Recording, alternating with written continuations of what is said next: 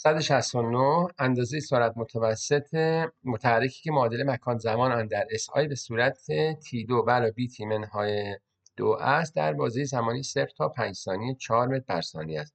تندی متوسط این متحرک در این بازه چند متر بر ثانیه است؟ خب بازه رو می‌نویسیم. میگم T برابر با 0، X به دست بیارم، X برابر با -2 و T برابر با 5، X به دست میاریم، میشه 25 منهای 2 23 به علاوه 5B.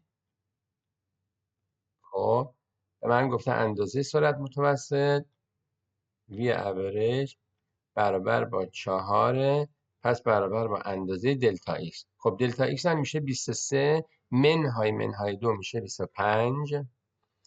25 به علاوه 5B تقسیم بر 5. خب این داخل قدر مطلق خودش مثبته، پس همینطوری میاد بیرون. یه 5 هم از صورت و مخرج، از صورت فاکتور میگم، با مخرج میزنم، پس این میشه 4 برابر با 5 به علاوه B تقسیم بر 1 هیچی. از اینجا B به دست میاد، B مساوی -1. معادله رو دوباره می‌نویسم. X برابر با T2 منهای T منهای 2. خب حالا تندی متوسط رو در همین بازه زمانی میخوام، لحظه تغییر جهتش رو پیدا میکنم چون تندی خواسته. T' برابر با -B بخش بر 2A میشه 1/2. خب 0 تا 5 ثانیه این داخلش هست. 1/2 میذارم، X' رو به دست میارم، مکان رأس سهمی. خب میمادله 1/2 به توان 2 میشه 1/4 منهای 1/2 میشه منهای 1/4 منهای 1/4 منهای 8/4 میشه منهای 9/4. خب 9/4 چنده؟ 4.5 و 4.5 نصفش کنیم 2.25 2.25. خب پس بازه های زمانی پیدا شد، میتونم تندی متوسط حساب کنم. تندی متوسط میشه چی؟ بذار ال به دست بیارم. خب ال برابر با، خب از ابتدای بازه زمانی تا لحظه تغییر جهت، یعنی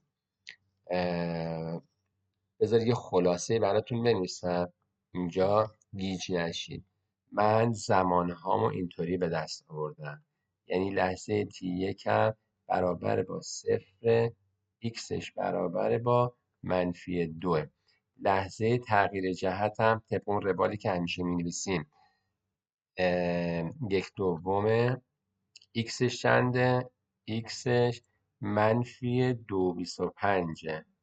خب انتهای بازه زمانی 5 و Xش چنده؟ 25 منهای 5 20 منهای 2 18. خب یه جابجایی اینجا به دست میارم. خب الش رو می‌نویسم بچه ها. الش چقدره؟ میشه -2/25 منهای 2، پس الش میشه 25 صدم. یه الم اینجا به دست میارم، 18 منهای 2/25 میشه 20/25. خب از اینجا اس اوریج حساب میکنم برابر با ال به دلتا تی برابر با، خب الم میشه مجموع اینا، میشه 20/5. دلتا تیم چقدره؟ 5. خب 20 تقسیم بر 5 میشه 4 و میشه 4.1 متر بر ثانیه. پس میشه گزینه 1. گزینه صحیحمون همین گزینه 1.